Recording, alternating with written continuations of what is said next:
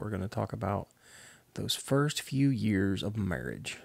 And I'm really going to say all while having a whole lot of fun? It wasn't so fun. Come on, ibuprofen and caffeine kicking. Hey, y'all, this week on the podcast, we're going to talk about those first few years of marriage. All while having a whole lot of fun. Well, maybe. Cue the music.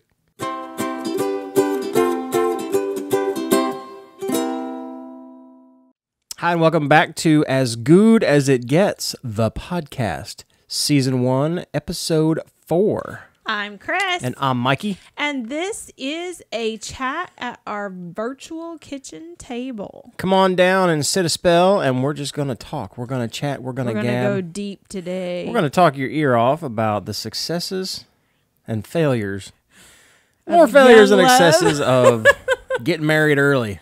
Yes. So, yes, we definitely were defending our choice in last episode, and now we're about to get real and say, wait a minute. Maybe we didn't make the right choice. Well, I don't know that I would go that far, but I would say that there were moments in which we realized we maybe didn't know everything. Yeah. Or anything. In college, when you're in college, it drove us crazy because, we were in college and we got married. Even when we were dating, though, it's like we had bills. They weren't like a lot of bills, but, you had a phone bill. You had and let's be honest. In college, we both had really good jobs. Yeah. For college kids, we really did. Yeah. And you even had really good insurance. Yeah. Well, that's because I was working. It was before or when we started dating, I think, I got a job with Columbia House. If y'all remember, Columbia House was a music, at the time that I was there, it was a music distribution company. Mm-hmm. BMG was another one. It's where you could rocking the 90s with our Blockbuster and Columbia House references. But you could get CD, like 12 CDs for a penny.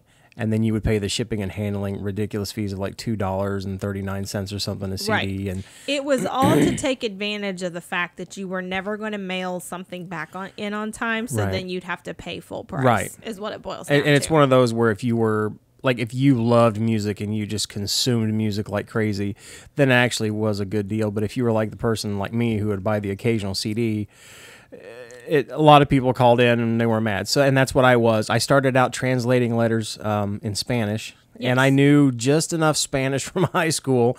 Thank you, Mrs. Newell. I still love you to this day.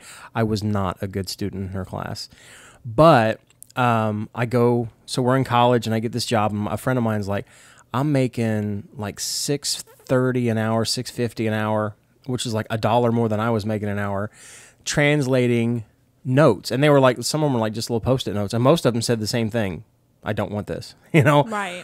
And so I went and got this job at Columbia House translating letters in Spanish, and I had a little Spanish-English translating dictionary, and I would go and I could set my own hours. I clock in whenever I wanted to, translate for as long as I wanted to, and be done.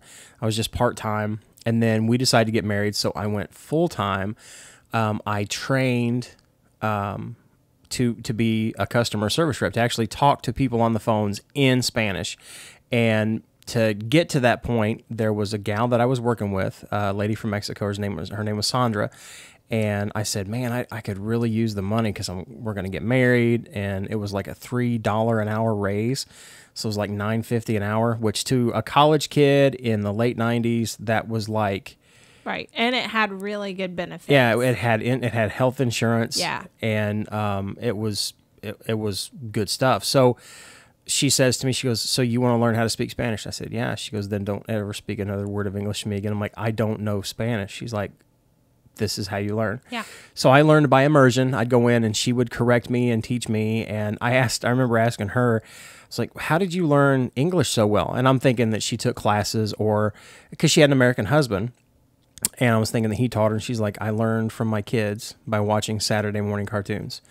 So she learned all of her English from Bugs Bunny and the Smurfs and stuff, which it totally makes sense why at the end of every sentence she'd go, meep, meep.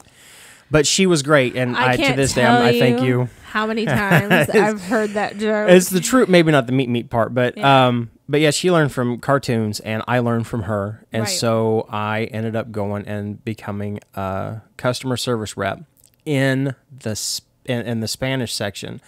And so for 8 hours a day, I went full time, 8 hours a day, 5 days a week. And then later I changed my schedule because of school and an internship and being married. I did 10 hours a day, 40 hours a week, and had a 3-day weekend where I spoke Spanish all day, which Yes. you love so much, because I'd come home, and to this day, I could still do my spiel on the phone. You ready for this? And y'all who know Spanish, see how well I do this. Gracias por llamar Colombia House. Mi nombre es Miguel. ¿Cómo le puedo ayudar? Or, ¿cuál es su número de cuenta, por favor? And I would do that 150, 200 times a day, every day. Did and you so, ask for their account number just then? I did. Good job. See, I don't know Spanish, but because you were so involved in your job, a lot of our friends in college were native Spanish speakers. So a lot of the time that we were hanging out or at other people's houses, a lot of Spanish was being spoken around me. Yep. And while I can't speak it at all, I can understand. You could pick it I up, can yeah. pick up enough of what's going on. Just to, I always said I would know if they were talking about me. It was, and I didn't necessarily like the job because all you did was get yelled at all day. But the group of friends was really great. Oh, the people that were there. We had people from Mexico. There was a lady there from Colombia, another couple people from Venezuela. I don't think anybody was there from Puerto Rico, but then, yeah, Jorge was from Spain. And so I got to pick up not just the Spanish language, but I got to pick up dialect. Sure. And listening to somebody from Spain speak Spanish versus somebody who it's kind of like a British person speaking English. It's the same, but totally different. Right. But I got to pick up all that to where I molded my speech, and I could talk like a Mexican, and then I could turn, and I could hear the dialect in the person's voice talking. They were Puerto Rican, so I could switch my accent. I'm just guessing that they all thought you were talking like a white boy. They knew. Well, yeah, all the time I got, I'd hear, you speak pretty good Spanish for a gringo. There you go. But then other people, they were like totally fooled. They thought I was like Puerto Rican. Okay. And so, I had a groove, but it bled over because I'd come home, and once you speak a language all day, you speak English all day, you go home, you speak English. Well, I spoke Spanish all day, every day. So then I would come home and, I'd come through the door, and here's my beautiful new bride. Hey, honey, how was work? Ay, Dios mío, blah, blah, blah, blah. And she's like, honey, turn it off. You're home. No, it wasn't always that. I remember distinctly, young bride that I was, that I would pack a picnic basket for you and take to I do remember that. Your work and have lunch with you or dinner or whatever your shift was. And so your meal, I would make you something and bring it to you. We didn't even, oh my goodness, last episode we didn't talk about what a horrible cook I was. Oh. Like we promised. Well, we could start there. It's my sin, so I'll be the one. This is while we're dating, and we were already engaged, and it was spring finals. Things happened around finals time. Yeah, we're a little stressed out, so we don't make good choices. It was spring finals, and we were getting married that summer. We were getting married that summer, I think. But I was living in a house in the upper room of one of the campus ministries with a couple other guys. And I thought I would be that cool roommate who could like tell his girlfriend what to do, and his roommates would think it was really cool. And while so we're they in the played middle. Video games. Yeah. Two of them were playing video games. I think I was actually studying, but I was like looking over my book, watching them play video games.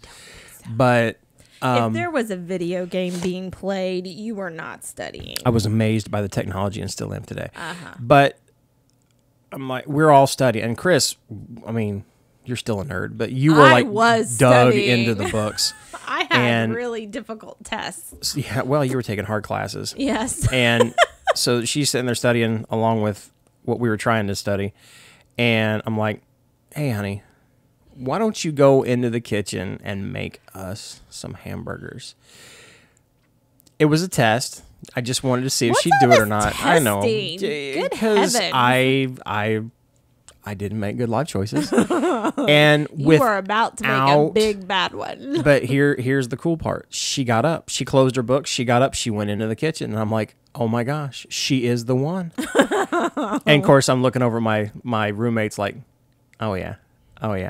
This is going to go south fast. It did.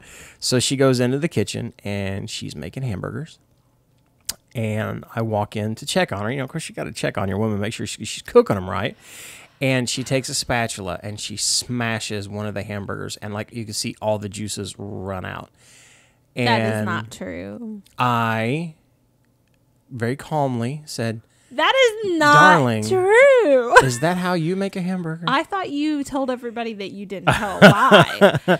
Let's back up here. So Mr. High on his gaming boy throne asked for me to go make everybody hamburgers, which I do. And so being someone who was always taught to make sure and cook ground beef through because you didn't want to make everyone sick, especially right before finals.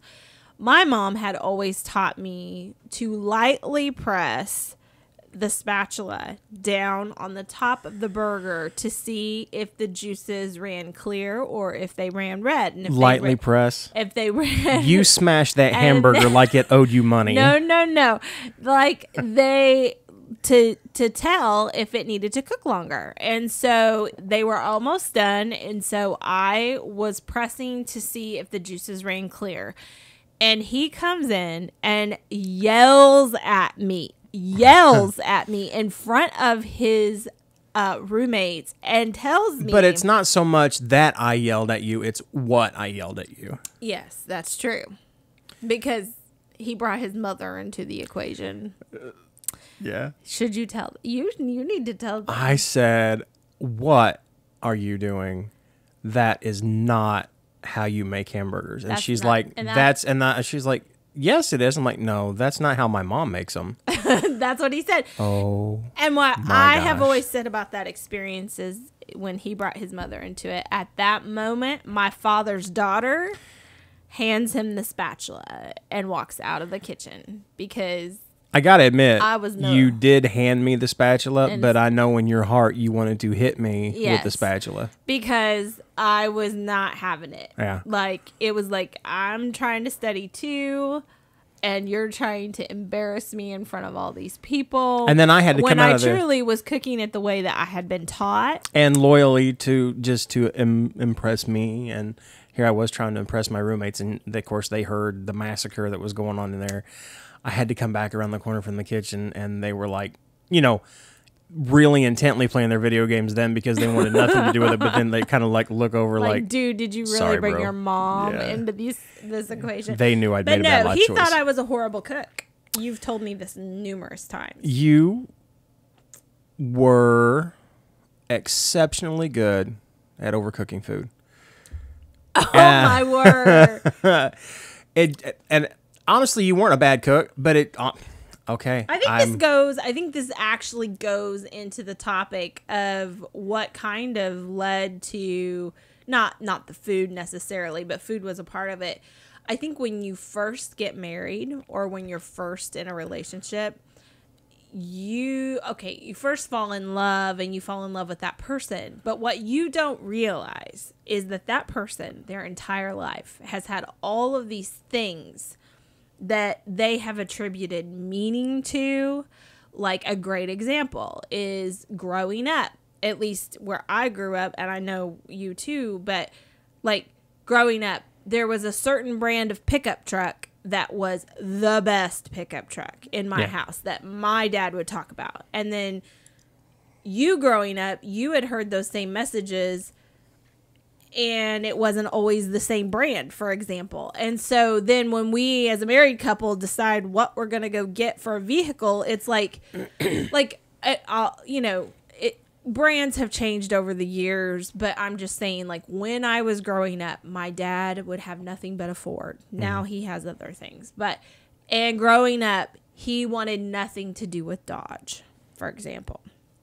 So then we would go to a car lot, and you'd be like, hey, let's look at this Dodge. And I would be like mortified that we were considering getting a Dodge. Now that's kind of like a made up scenario, but that's an example of like all these things that have been ingrained in you all these years, and you bring it to the table, and then all of a sudden you realize that this other person who you're trying to make decisions with has been raised and brought up with a completely different mixture of ideas. And I was used to my mother's cooking. That's all there is to it. That's when very it came true. to home cooking, I was used to the way my mom made Right. things, whether it was hamburgers or any other thing. For 18 years, that's the way my meals were prepared. So Right. to watch you do it differently, Right. not wrongly, but differently, to me, it was wrong. Right. It was Dodge to my Ford. Exactly. And I was making things the way that my mom had made them, or even at that time I was starting to learn things that how I like to make things. But I didn't always enjoy the way that food was made. A great example, and that like your mom made homemade sloppy joes. Well, sloppy joe night at my house was one of my favorite nights ever. But we had manwich. Like, it was made with the canned manwich. And I, to this day, would prefer to have a manwich over a homemade sloppy joe. And I'd be okay To if I me- never saw a can of manwich again in my house. To me, actually, the two things are two completely different dishes. Like, they don't taste anything alike. Yeah. But in my house, sloppy joes were manwich. Right. And I would much rather have a manwich. And mine was more like a sweet barbecued. Right. And I just didn't like, I mean, it was okay and it was good to eat, but if I was going to make it, why go to all that trouble when the can tastes way better? And so it was like stuff like that, but not just that. I think there were lots of things in those early years that would send mixed messages, and a lot of times things would send a message and you didn't even realize, like, another example from those early years that I remember is growing up, my parents worked together. They enjoyed their hobbies together. They were always together, and I never saw them argue with one another. And I love mom and dad, but that wasn't probably the healthiest example for a young bride to have as the expectation, because I am pretty certain that they did argue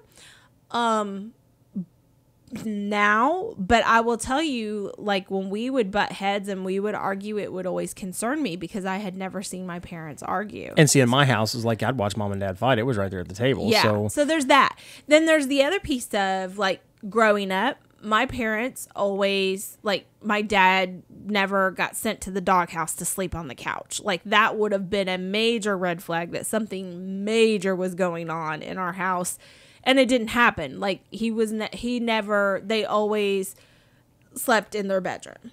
And so when we got married, there would be lots of times that you would go to sleep on the couch, and it would I would be like, oh my gosh, is there something wrong? Like, and I'm like, no, I'm just tired. I want to stretch out and watch because TV. in your family, your dad would sleep in the recliner often and It not, was more, and it not was, come to bed. Yeah, just And it's more comfortable it's for him. just, yeah, it wasn't a red flag of anything. It's just how your family was.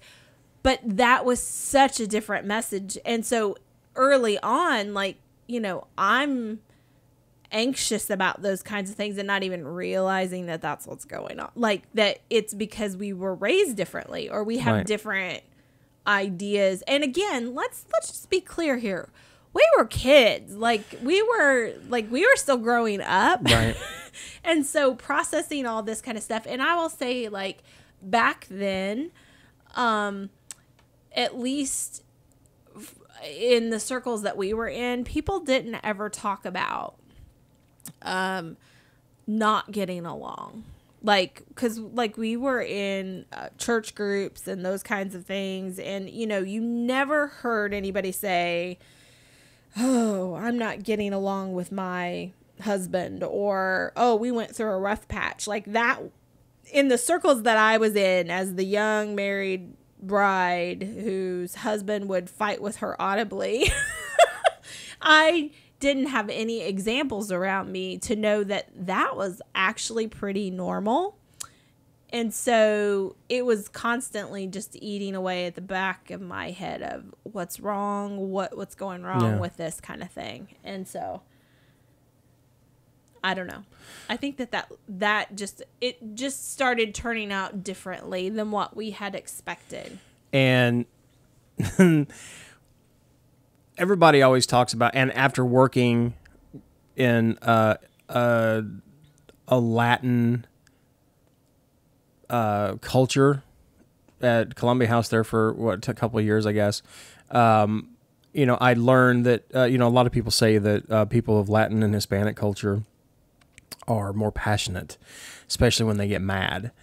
And I'm here to tell you that rednecks and hillbillies are just as passionate. Because it got loud. It got loud a lot. I was a hard-headed redneck. I was the baby, so I was to be pampered. You were the oldest child and a hillbilly, and it was going to be your way. Mm-hmm. And so we butted heads quite a bit.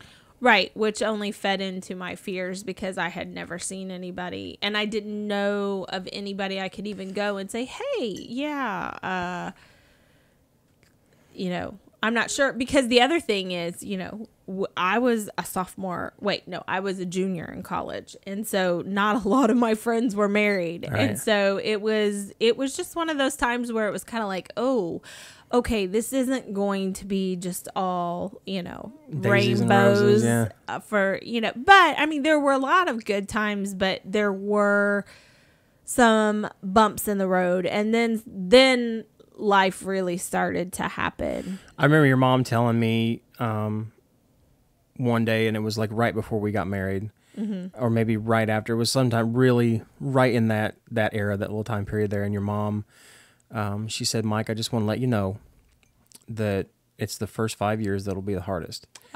And then she goes, then you get your groove, and you know it'll get better. She goes, you just have to stick with it. She didn't tell me that. Yeah.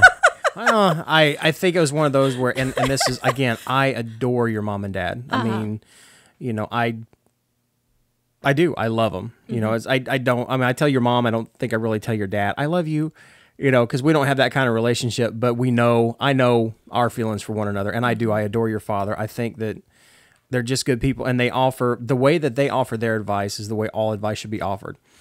You know, if they have something to say, they're going to say, listen, I'm going to tell you something. If you don't want to listen to it, you don't have to, but I have to tell you. It's kind of a take it or leave it. Yeah, take it or leave it. You know, no hard feelings if you don't dig it. But I've gotten a lot of great advice from your mom and dad both that way. And your mom said, you know, the first 5 years are going to be rough because you're trying to get to know each other. You're still young.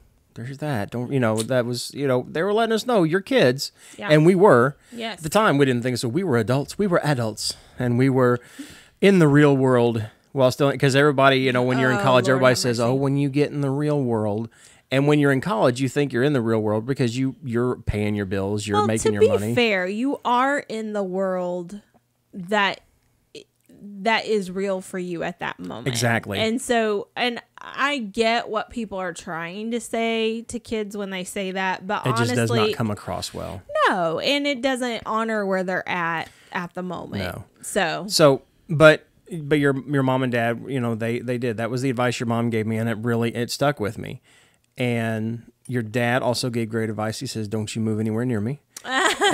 Which was wonderful advice. It really was. But that was the only time your dad ever said he loved me. But he didn't like say to me, he's like, I got to tell you, I love you guys. I love you enough to tell you that whenever you get out into the world, whenever you're done with college and you move somewhere to live, don't live down here. Mm-hmm. And it was good advice because it was about growing independently and not to be like too close to our previous family so that we could grow together. Exactly. And so we heeded that a little. And we visited family, but we lived a lot closer to my mom and dad than yours. But still there was distance. There was plenty of distance. Yeah, we lived in a separate county. Yeah. But we get married, and I finish my next year of school, my last year of school, and graduate. And the first year wasn't bad.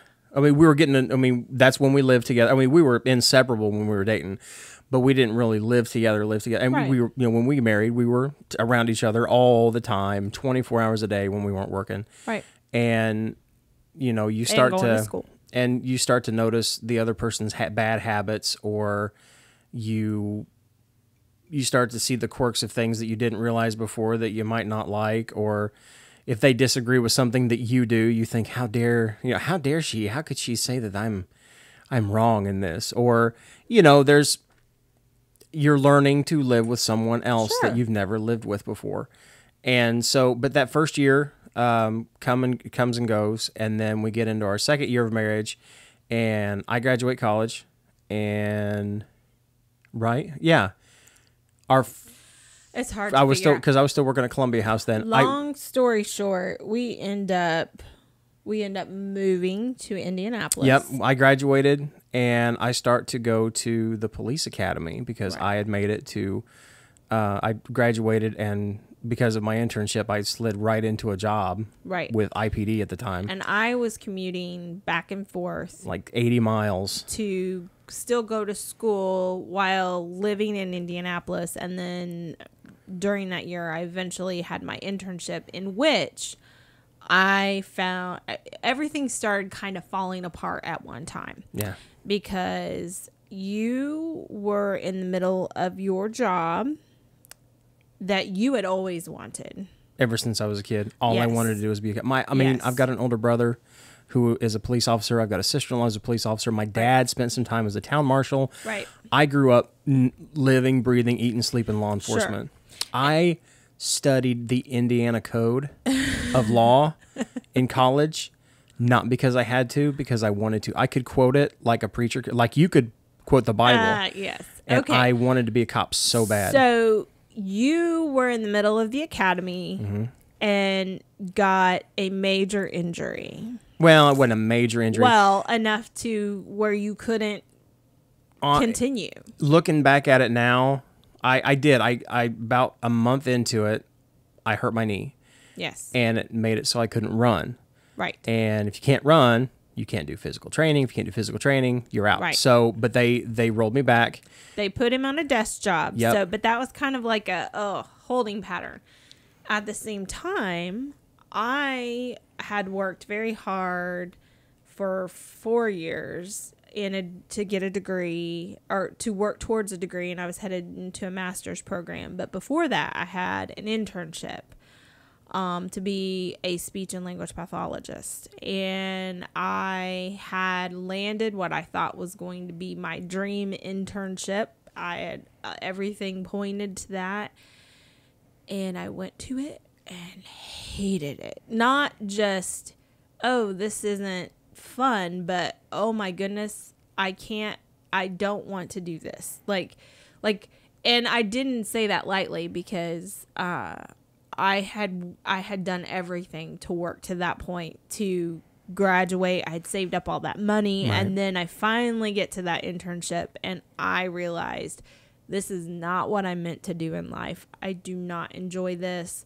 It's nothing against the profession, nothing against the people. They were all wonderful and all of that. It was not what I wanted to do for the rest of my life. And I get put in the basement of the city county building in identification and processing, which turned out to be one of my favorite jobs I've ever had. It was it paid less than Columbia House did.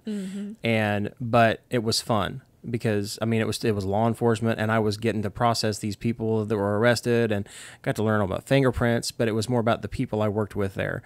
And I'm still friends with a lot of them to this day. And they were just great people to be around. They were fun. They were entertaining. And you had to have a modicum of sarcasm working in a place like that, because you were dealing with the worst of people a lot of the time. And I made some great friendships. And that was the winter of 99. It's hard to keep track of when it all was. Yeah. But long story short, eventually we are expecting. Yep. That was winter of 99. Yes. And pretty quickly, and within 2 months, I think, we have a miscarriage. Yeah. So we're not, I hurt my knee. I'm working in a job that's dealing with the worst of people. Right. And seeing it every day. And I had a horrible habit of bringing it home. You know, like I would see the worst of people. So I'd come home and I would talk to my wife like I was talking to prisoners. Well, not the best way to hold a conversation. Well, and I had worked so hard to have to work towards this career that like had 100% become something I did not want to do. Yeah. And so I had turned my thoughts towards, okay, I'm going to graduate. And I had thought about what we might do, but I wasn't completely sure if like I had a full ride to finish out my master's degree, and I was thinking about still doing that, but then I had ended up pregnant, and so I was like, okay, well, maybe this is God's sign that it's time for me to be a mom. Yeah.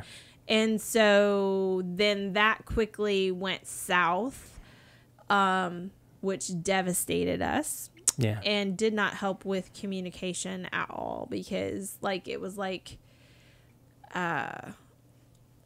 it was just a life altering moment. And then probably not, in case you're not on where she miscarried. Yes, I thought I said that. No. And then eventually, probably not the wisest decision, but through the pain of that, we decided to immediately try again. Yep. And then I think we went longer that time. And but we never processed the first one. No. You know, we never talked about it. I mean, No. of course it tore us both up, but Right. instead of in the middle of a tragedy, instead of running to one another and well, we were young and very like not doing this marriage thing well. yeah, Anyways. and I mean, I can't speak for you and what your feelings were. You could talk about that. And my feelings were, you were wounded, Yes. and in dealing with something wounded, you leave it alone. You know, so I did. I left you alone. I'm like, I don't know what to do. I'm not sure. You know, I mean, I could hear this voice screaming at me going, you need to hold her. You need to love on her. You need to do this. And people were saying, I mean, people all, you know, as family found out about it, you know, they were calling and everything. And it was bad, you know, but everybody's like, oh, you know, it's just in God's timing, and people God say the stupidest things. People say here we things. go, Oh, yeah, stupid. don't say stupid. They But do. really, it was when people because it. I mean, I'm still young, and I'm listening to everything that everybody tells me, especially family, and I hear God didn't want it to happen, so it didn't happen. And you know, that's a hard pill to swallow. But again, do you believe everything your family tells you? And so I was like, okay, well, God didn't want it to happen. Maybe God doesn't want us to be together. Maybe God, you know, and so, and in my head, and again, we're not getting along, and we're very young in this marriage, and we weren't really digging each other after that. And it's because, you know, again, I'm not going to speak for how you felt, but I know how I felt. I felt like I can't talk to her. Because you were upset, and when you're upset, you're not, you know, and it's not. I'm not what? Yeah, I got to be careful I say this. You know, and this is with anybody, it's with me as well, but you've got to be handled with kid gloves, because I don't want to say the wrong thing to upset you. Sure. So instead of coming to you and just shutting my mouth and wrapping my arms around you, I'm like, I just leave you alone. Right. And I leave you alone a lot. Yeah. And anytime we would disagree, it wouldn't be just like I don't think that's the right answer. Blah, blah, blah. We would get into it. Yeah. And I would leave. I think it was a lot of just like pain, because we didn't know how to process anything again, and we didn't have a lot of great examples around us of people who were like being really transparent about, you know, life isn't easy. I think we did, but I don't think I did in a way. There were one of my brothers that had similar a similar experience to that, but I still wasn't close to him enough to have those kind of conversations yet. Sure. I think, but I also think just culturally, I think there's been a major culture shift since then where people are more freely talking about things that people, it was almost like a shameful thing to talk about back then. Yeah. Like you had failed at something, Yes, you know yes. what, and like if you weren't always happy and getting along 100%, that something was severely wrong. Right. And I think that has been a major culture shift over the last. Right. And I had never experienced, I didn't know what a miscarriage really was. I knew what it was, but I didn't know, what caused it? What did we do? What did you do? Right. And I knew it wasn't your fault. And I, oh my gosh, the phone calls I got, it's not her fault. It's not her fault. I'm like, okay, it's not her fault, but. Yeah, and that was another taboo thing because it's like the weirdest thing about miscarriages were like you don't tell anyone that you're expecting because what if it doesn't work out? Like, well, if it doesn't work out, then you tell people it didn't happen. Like it's like there was this like shrouded kind of shame. The first time that it happened, we had no clue that it wasn't going to happen. Right. I mean, it's like, oh, we're pregnant, we're going to have kids. Yes. Well, to some degree, my mother had miscarriages, so I knew that. Yeah. But anyhow, long story short, we get pregnant again and have another miscarriage. And after that miscarriage, we are told that if we have a third miscarriage, that's a pretty strong sign that we weren't going to be able to have kids. And so we're like destroyed. Yes. It's kind of like, for any guys that are listening who play video games, especially if you just watched Jumanji. Video game. Yeah, the latest Jumanji, you get, this is like the early video games from the 90s where you get 3 lives, but after the 3rd life, you're done. That's it, yeah. Well, 2 lives were gone. We were on our last one, and I think that also translated into our marriage. Right. We were on a 3-strike rule where we were barely, we were just, our noses were just above the water, treading as hard as we could, not knowing what to do in life, because then you have the second miscarriage. Right.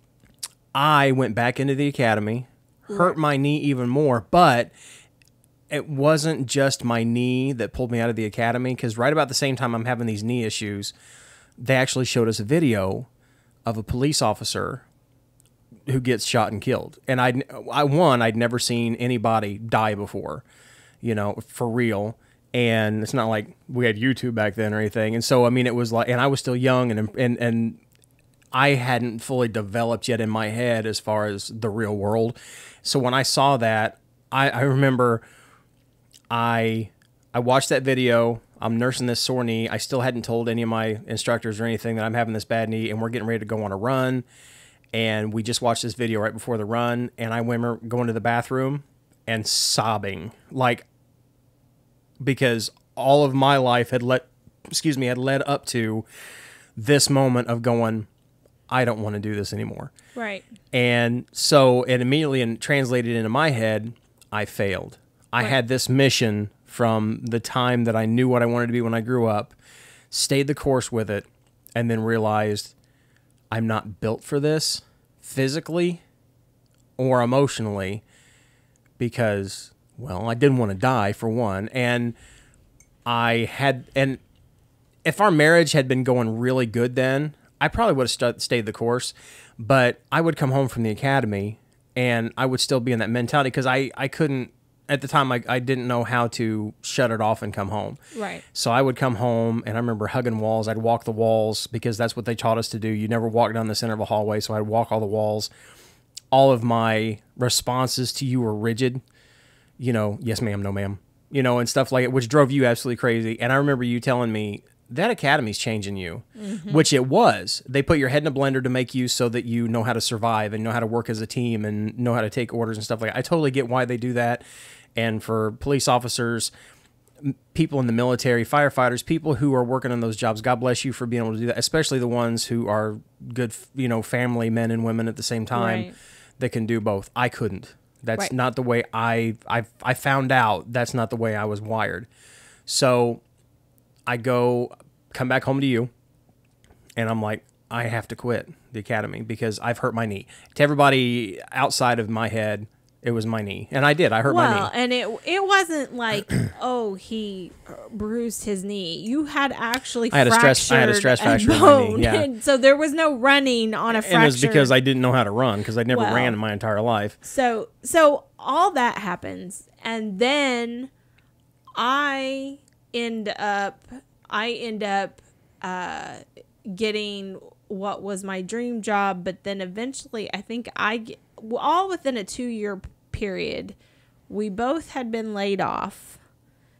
We had 2 miscarriages, and we were not happy. And we were in debt. And the way that we were kind of dealing with it all was, hey, let's go buy 2 new vehicles.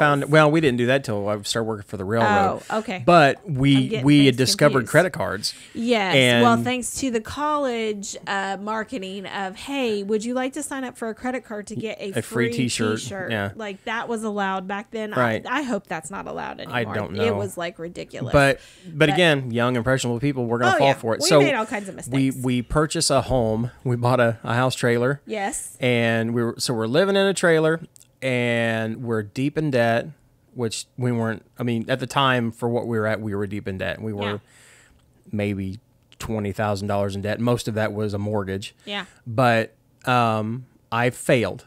I had absolutely failed. And we were fighting like cats and dogs about everything.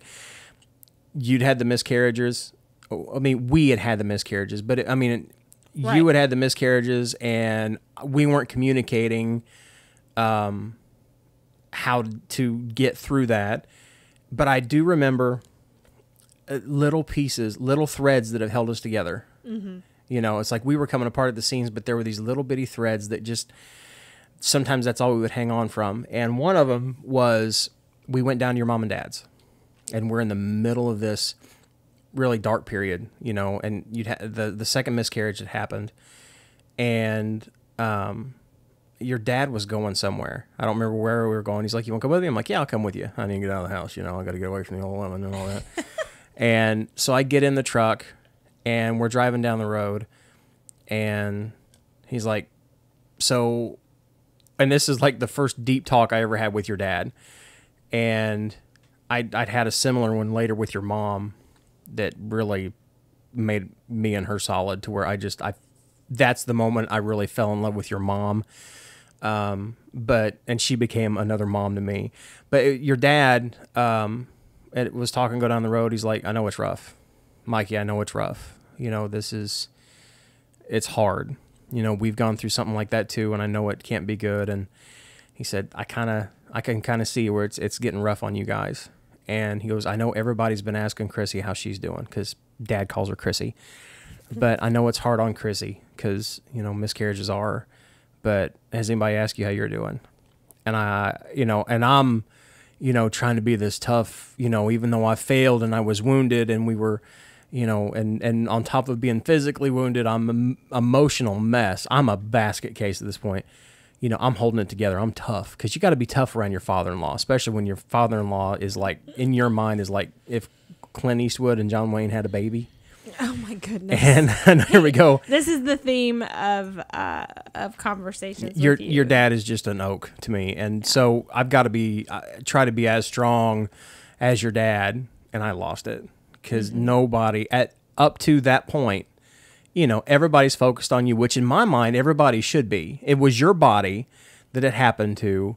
And, you know, and I know it had to have been rough. I so wish I would have, looking back on it, I just wish I would have ran to you during that instead of like, I got to get out of here. This is too much. Yeah, we didn't know what we were doing. But your dad asked me that and I lost it.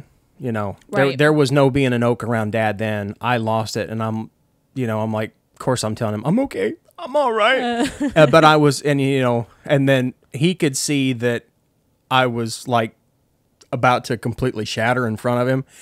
And instead of just let it go, you know, he saw I did not want to be that way. I did not want to lose it. So he helped me, you know, he's like, okay, I got it. You know, we're good. You know, you can shut it off now. And it's not because he didn't want to see it, but it was like he saw that I didn't want to break down in front of him. Sure. And something similar had to happen with your mom, too. We'd had a conversation. And, you know, and she where your dad was like tough about it, and just, you can lean on me if you need to, but I get it. If you got to suck it up. Your mom was just a mom, and she was warm to me, and she did the same thing. She's like, "Are you okay?" She's like, "We're all loving on Cris and everything, but are you okay?" And I think I lost it a lot more with your mom, Right. And thank God for them, and I don't mean to discount my parents. My parents were there for me too. Yeah.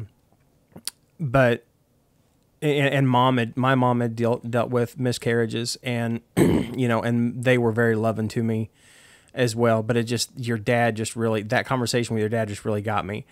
And but there was another thing that happened. I get hurt, my knee gets hurt, I quit the academy, I don't want to get shot. So now I'm a failure in my mind, and I lost this. I think we were making like $38,000 a year in this job. I was starting out as a police officer, which to us was killer money. It was a huge raise for me. Right. It allowed you to not have to work as much. And then all of a sudden I quit. And I had to go somewhere. So I go back to ident because it was something I was good at. I was really good at it. There was just no money in it.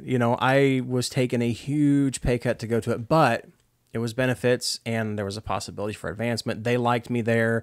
They had told me before if I decided to stay, I could be a supervisor and stuff like that. So I go back to the jail and go right back into the same shift with the same friends, who were very sympathetic. I walk in the door, "Hey, loser," but it was in a sarcastic way, and they took me right back in. So I had found my flock, of people. You found your flock, but at the same time, you had always wanted to be a police officer, like ever since you were a little bitty kid. So I think you started to sink a little bit into a depressed state of your dream. Oh, I was a mess. Was gone. So I was a failure. No. And in my mind, I was. And so I go to the jail and I start working with my friends again. And I know by that point I'm probably not going to be a police officer anymore. And I simply don't know. And I will say, while I was okay with not becoming a speech and language pathologist, I had found, at that time I had become a job coach for people with disabilities, and I absolutely loved that job. And so once I realized that I thought that I was never going to be able to become a mom, which was kind of maybe my equivalent dream to your dream. And so I was down on that fact, but at the same time I was like, I love this job. So I just went head first into, I'm going to have an amazing time being a job coach. And I just kind of was like, yeah, stuff at home isn't fun, but I'm gonna just dive head first into this job. And it was before you got the job doing that. I think you were still in school, maybe. But I went back to the jail, and like I said, I get back with this fold of friends, and I made some amazing relationships. Like I said, there's 3 people that I worked with that I'm still friends today. We're friends on social media, and they're just amazing people that I've stuck with me ever since then. And there were actually 4 people that I worked with, and one of the guys, his name was Eric, and he was a Thai American, former Army veteran, or I think he was in the Air Force. He was an Air Force medic, and he was working in the jail. And he's very sarcastic, and I mean very sarcastic. Shaved head. Never really met anybody who had like purposely shaved their head before, but he was just tough and sarcastic and cool, and he wanted to be friends with me, and I definitely want to be friends with him. He was big into Transformers and comics, and all that, and fun. And so all of us, we were good friends, and, we would go out. Of course, I didn't want to hang out with you because we weren't getting along. So we would go hang out, and we would drink, and we would just have a blast anytime we could. And we had become really good friends. We started working out together, and, he had the same dream. He wanted to be in the police department. He didn't care if sheriff's department, whatever. He wanted to be a police officer. And we became really good friends. And I took advice from him one day because I came in to work and I think we had just gotten into it again. And our marriage is like in shambles. Like I said, we were just threads holding us together and we weren't getting along. We weren't hanging out with one another. And so I was drinking a lot heavier then. And I wasn't putting my attention on you at all. I never cheated on you, never had another woman. But, I confided in my friends versus you. I found other ways to occupy my time than to be with you, which, this is where I will openly say was stupid. Because here, the greatest person in my life, other than Jesus Christ, and I didn't want to be around her. And I remember talking to Eric about it one day. I'm like, we're not getting along. We're fighting like cats and dogs. Is this the way marriage is? Because he had been married for a few years. Mm-hmm. And he's like, and he had told me that he had problems in his marriage before. And I'm like, what did you do? He goes, I stuck it out. He goes, you just have to stick with it and pray and hope it gets better. I don't think he said the word pray. He said hope. You gotta hope it gets better. You gotta work on it. You've got to talk to her. You've got to, And so here, one of my heroes, this guy was bad. He had shaved it. He shaved it. He had convinced me. He is the one who convinced me to shave my head. Mm-hmm. And he said, if you do it, you're going to feel better about yourself. It's comfortable. And you're going to feel like I don't know if I can say this on a BA, a bad apple. I'll say it like there I don't want to offend anybody on a podcast, but I felt bad. You want to feel bad. You want to feel tough. You want to feel strong. Well, and I do remember telling you when you first decided to do that it wasn't necessarily how I preferred your hair, but I did like how much confidence it gave you. It took you a bit to get around the... Right, but I did tell you that, though. Here I was. I couldn't even... I've got a beard now. At the time, I could barely grow a goatee. And the beard is now like an entire personality in our family. It's just a part of us. But I couldn't even grow... I could barely grow facial hair, but I had like a thick head of hair. And so I go home and I'm like, what have I got to lose? I feel like I feel like a slug. I don't feel confident about myself. Maybe this is something that will change me. Who knows? So without talking with you, because, I was good at doing that. I was good at not communicating with you. Sure. And I go in there and I do exactly like I said. I jumped in the shower, made it as hot as I could, and I shaved my head with a single-edged disposable Bic razor. I go into work the next... Of course, I come out of the shower and then, you see my head and you're like, what in the world did you do? 'Cause you were bleeding. Yeah.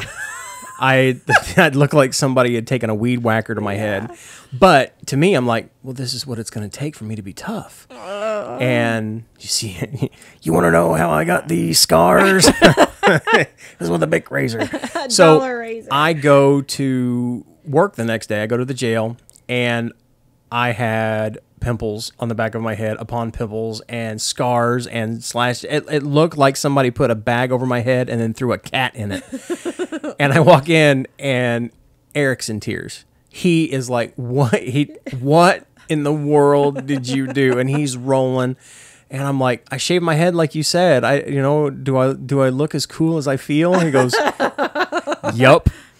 If you feel like that, yeah, whatever, dude. But he was laughing because, and so I'm like, what did I do wrong? He's like, what did you use to shave your head with? And I'm like, all I had was this disposable Bic razor because I don't ever hardly have to shave. He's like, you need to invest in a real razor. So he told me what he used.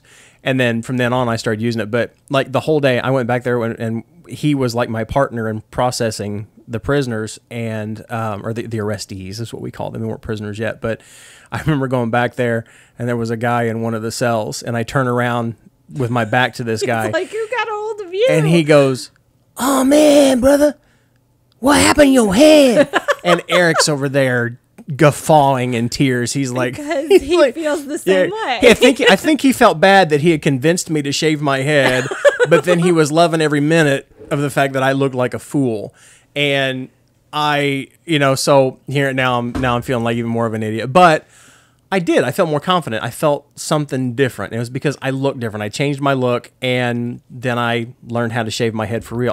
Somebody finally taught me how to shave, and I felt more confident about myself. People look at you different when you're bald. They look at you like you're intimidating. Well, I think I was interpreting that as because you carried yourself with more confidence. But with all that said, I had thought you had gone and lost your mind. I wasn't sure what was going on with you. But then I remember it was like a week or two later, we're driving down the road, and I remember because we were in your car.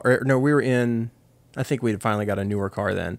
We're driving down the road, and you slapped me upside the back of my head and then rubbed my bald head. And I'm like, what in the world? You don't slap me, but you slapped me in the back of the head, and then you rubbed my head and you said it's growing on me. Yeah. I think that ultimately for me, it was because it gave you confidence. You felt good about how you looked. But nothing like when you said that to me. And that was one of the first times that you really spoke life into me. And it wasn't because you liked it as much as you wanted to build some confidence in me. And I think that you saw I had no confidence at that time. And well, I didn't know what to do because I felt like you had always wanted to be a police officer. Like for as long as I knew you, but way before I ever came along. And I didn't know how to make that better. I had always wanted to be a mom, and I didn't know how to make that better. Yep. And you weren't communicating, and I felt like you were just getting more and more depressed and all that kind of. And I didn't know how to make it better. I got low. I got real low. Yeah, you did, and I did not, and I couldn't make it better. Like I couldn't will it to be better. Well, so and that's I something just floated along. Because I grew up in the thought process of you could just change your mind. You can change your thoughts. You can change your emotions if you want to. You can alter them through alcohol. And I tried. You can do whatever. But when you really, and I was not clinically diagnosed, but I think that I was going through depression. I think you were too. I think I was, but I couldn't tell anybody that because I remember family members saying a depression's all a state of mind. It was a different time. Again, it was a much different time where there was so much. You were just expected to deal with everything without processing it, and now people talk about things that people don't ever talk. And I think that was one of the lessons we learned through this whole thing. Because I remember when which we'll get to how we kind of started to come out of this next episode. But once we came out of it, the first thing I think we were on absolutely the same page with was we will never hide the fact that we've been through this war, so to speak, to save our marriage. We were literally in our own personal hell. Yes. And so because we didn't know anybody who was openly willing to say, this is hard. This sucks sometimes. Yeah. This is not what I signed up for. And we were the first of our friends of our close friends to get married, so nobody else had that experience. That was part of it too. Yeah. That we were kind of the first ones in our group of friends, but that we made a pact that if we ever that we were going to be honest with people, that we weren't going to act like we were all just, oh, it's so wonderful. Yeah. And so and that came into play several times. I don't want to get ahead to next episode, but that became something, I think, a life lesson that we learned, that the times when you fall or the times when you go through something really difficult or the times that you fail are connection points to other people. Like whenever you can say, I've been through that too, or I've been through that, and kind of like Eric was for you, of just hang on tight. You know, you just got to have some hope. You know, once we got through that, we were able to say that to other people. Right. And it's been a very, and not sharing that would be denying, Yeah. like, I think what we were supposed to do. Right. So, I mean, it took us your mom said that the first 5 years were the hardest. For us, it was just, I think we decided to compress that down into like the first 2. well, I don't know. I think it was like year 2 and 3. Yeah. That where we Yeah, year 1 wasn't that bad. Year 1, we're giving each other the benefit of the doubt. Yeah, year 2 and 3 were miserable. Like, I sincerely believe I would cry every day to work and home from work. And I would bring makeup in my car so I could fix my face before going into work. Yep. Like, every single day. Because I can actually remember, which I don't know when we talk about, I think we're talking about that next episode, but I keep saying that. But I can actually remember one day being like, oh my gosh, this is the first day I haven't cried. Like, it was that, I'm not exaggerating when I say I cried every day. Yep. So I remember calling you sweetheart, and it must have been like one of the first nice things I said to you, because the look on your face is like, I'm really your sweetheart. Like, right. Like you saw glimmers of hope. Right. Even when I didn't. Because I had kind of given up. Like, I was stubborn enough to be like, I'm not getting a divorce. So I was kind of resigning myself to, this is how my life is going to be, and oh gosh, this sucks. Right. But I also had just been, I had gotten to the point where I had just let it go. Yeah. Like, I can't make you happy. So, and you're not happy, and I don't know what to do. So I'm going to go. I mean, I've always had a tendency to dive into my work. So I'm going to go head first and dive into my job that I love, and my spiritual life. Like, I was praying like a mad woman, and kind of just sitting and waiting. And in the middle of that, not knowing that anything was going to happen. Like, not really having a whole lot of hope that it was going to change. In the middle of that, I quit the police department, and I get a job for the railroad. That's when I started working for the railroad. So now we're in June 2000, and I had to go to school for, was it 4 or 6 weeks? Yeah. In Cincinnati, which is about 2.5 hours away from where we live. And like the first week, I commuted back and forth, and I was like dying because class was like at 7:00, so I had to leave at 3:30 in the morning and all that. And so they're like, no, you should really get a hotel room and stay here, which we didn't have any money. So now you did not, I mean, I don't know if you had the newspaper job then or not. I was unemployed completely with no income. Thank goodness we had like $5,000 worth of credit in our name. So what did we do? I mean, I put all the food, all the hotel and everything, put it on the credit card. So we rack ourselves up even more in debt. Because we had to pay for everything related to school until you actually got the job. Right. Like, so it was a bit of a risk, but we thought the risk would pay off. So we just kept making bad decisions, or decisions that we ended up having to climb out of later. But it was just hard. It was really, really hard. You ended up it got so bad that while I was in Cincinnati, didn't you you went to Florida with your mom and dad for a week? Did I? Yep. I might have. Yeah. That doesn't surprise me. And again, we didn't have, I don't think we had cell phones yet. It wasn't, no, we did. I think we might have, but like you didn't ever want to use them because you were using your minutes and stuff. Yeah. So we barely talked during that point while I'm in Cincinnati, and I get the job for the railroad. I come back home, do my training and everything. And, the railroad became a haven for me because, I mean, you could work. When I first started for the railroad, you could work as much as you wanted to. I could, I stayed on an extra board and was on call. So there were times where I would work every other 8 hours for a month. And I could go in, talk to a train master and say, hey, my shift's over, but do you need me for anything? And they offered me overtime. So I stayed away from you and made killer money doing it. But I kept staying away from you. And that was for like about the first year. Yeah. So the first year on the railroad, we're still not getting along. It's getting worse. I got this new job, making plenty of money. And of course, what do you do whenever you don't feel good about yourself and your marriage is shot, and we bought more stuff? Right. You know, That's when we went into we time bought debt. you a new car. Yes. And then, of course, you know, out of pure jealousy that my wife's got a new car and I'm driving this old car. The car was like 2 years old. I'm like, I want a pickup truck. You know, I need a pickup truck because I'm a man and I got a man's job, so I need a man's truck. So I bought a brand spanking new pickup truck because we needed more. I mean, so now we were just making bad life choices. We were like $40,000-$50,000 in debt. Crazy. In just cars, let alone credit card bills.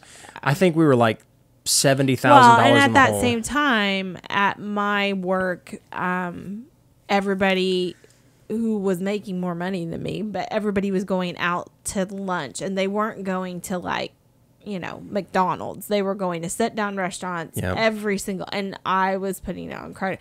It was just bad. And actually I was at one of those restaurants when I got the phone call from you about your friend. Yeah. And I think that's where we're going to leave it for now, but Yes. I'm going to leave it with, I suffered to me was a great loss and a great gain at the same time.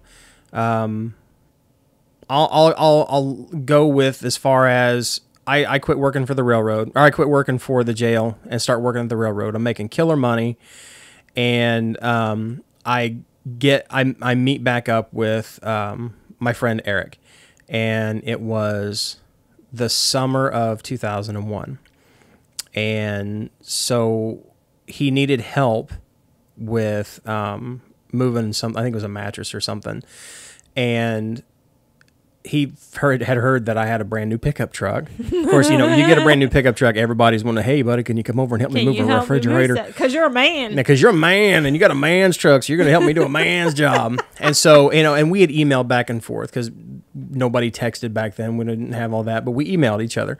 Usually dirty photos back and forth and dirty jokes and stuff like that. And if I remember right, I remember I got laughed at by Eric because Eric had sent me something that was not necessarily family appropriate, and my wife got it because we shared an email account, I think, or something like that. And so without me knowing about it, Eric got an email from my wife. Did? Yeah, you emailed. That doesn't surprise me, and so I probably but then like he had called me, we were talking or something. He's like, yeah, I think I made your wife mad. And so that led to another conversation between me and you know, but we stayed friends, and we met up one day back in the summer of 2001. He needed help moving a mattress, and we hung out and talked. And he took me over to his apartment. He showed me his new gun, and he got a new job. He had quit the police department and started working for Brinks Security, and he was a money handler. And he was talking about how he was loving that job, and he knew that was going to be another stair step into law enforcement. It was something else to put on his resume. And we go back to his place, and he shows me all these figurines that he had, Transformers and Marvel comic characters, and just it was like going into somebody's toy room or museum, I guess, either way. But it was a great time to hang out with him. And he asked me about you and me. He's like, how, you know, things going any better with the old lady? And because that's how we talked, you know, she's the old lady. But and I told him, I said things got a lot better. You know, we're working on it. We're still having a lot of rough spots, but I'm learning not to be so hard-headed. You know, we're starting to talk a lot more, and you know, we decided to work through it to where we're not going to be hating on each other so much. And we were still raw, I think, from the miscarriages and from the way that we treated each other, because neither one of us were good at handling each other. No. And but we at the end of the conversation before I had to go, you know, I was trying to tell him to get on the railroad because the railroad was a great job and great money and everything. And he's like, yeah, but I want to be a cop. I'm going to be a cop. And so I remember telling him, we even talked about spiritual stuff because he was like interested in church, I think, but wasn't quite there. And he's like, so what's your take on, you know, this whole church thing? Because I think we had started going to church with where our friends had all gone. And he's like, so are you really into this whole church thing? And at the time, I kind of was. I think it was another escape for us. You know, it was like a social gathering, spiritual gathering, you know, and we were trying to find our groove there as well, spiritually, Right. you know, and I mean, I was a Christian, you're a Christian, and I understood it, but I hadn't really and it was also something I was clinging to because I couldn't. You clung to it a lot more than I did, for sure. Well, I was clinging to it because it was like I couldn't control all these other factors that were like going sideways. And it was because I think that was the main stitch that held us together, was you were clinging to it, because I totally wasn't. I walked away from God, you know, for a season, and which, let me tell you, that really helped us out, you know. But I was starting to come back around to it, and you know, and he had asked me about church and about my relationship with Jesus, and you know what it is to be a Christian. I told him about it, and I said, I got to tell you, man, I love you. And of course, he looked at me and snickered, because you know, you don't tell another dude you love him. We're man, remember, and I'm on a pickup truck. I said, but what I mean in that is, you know, you've helped me out, you know, with advice, and he was laughing at me because I grew my hair back out at the time. And the hair. Yeah, but you know, he's like, I can't believe you got that head of hair. Would you do that for? You look like an idiot, you know, because that's the way we talk to one another. But you know, at the end of it, I said, I just want to let you know I love you. You know, your advice that you gave me has helped us out tremendously, you know, and I really appreciate it. And I miss you. And you know, we had a good time. And that was probably June or July. And we stayed in touch. We emailed. He showed me photos of his new house. And he was hanging Christmas lights and stuff like that. And then at the end of November of 2001, Eric was shot. So I'll leave you there, because I don't want to talk about it anymore. And we will come back to how we got our groove back in the next episode. Yes. Sorry for the nail biter. This has been a depressing conversation from our kitchen table. Let's just put it like this. We just put you kind of through a small glimpse of a ride of what we went through. But looking back on it now I get it why people tell us it gets better. Yeah. But before we go, we want to thank, of course, I want to thank my beautiful wife for forming recipes.crock.com, which is allowing us to do this. And also we want to thank our patrons over at patreon.com/recipes.crock. Because of your financial support, you're allowing us to talk your ears off. You bought these microphones and the coffee that's in this mug, because without the coffee, we couldn't keep doing this. But we want to thank you all for supporting us. If you want to be a supporter of what we're doing, we thank you guys for listening, of course, and for watching on the YouTubes. If you want to do more and financially support what we're doing here, you can check us out over at patreon.com/recipes.crock. If you're watching on YouTube and you want to skip ahead to the next episode, we have all of the audio files uploaded there. Just check in the description down below, and you will be able to listen to the entire podcast through audio. Or tune in next week, and you will get episode 2 about how the GOODes got their groove back. Actually, technically, it's episode 5. Oh, I'm sorry. But it's the second half. Episode 5 is the second half of this, the happy ending, if you will. Yes. It gets or better. Happy middle, or whatever you want to call it. But yes, we're not going to be sad and depressing next week, hopefully. Yeah. This was like the after school CBS special part of it. So what not to do. We definitely are leading by example right now. But we'll see you next episode. Until then, cue the music.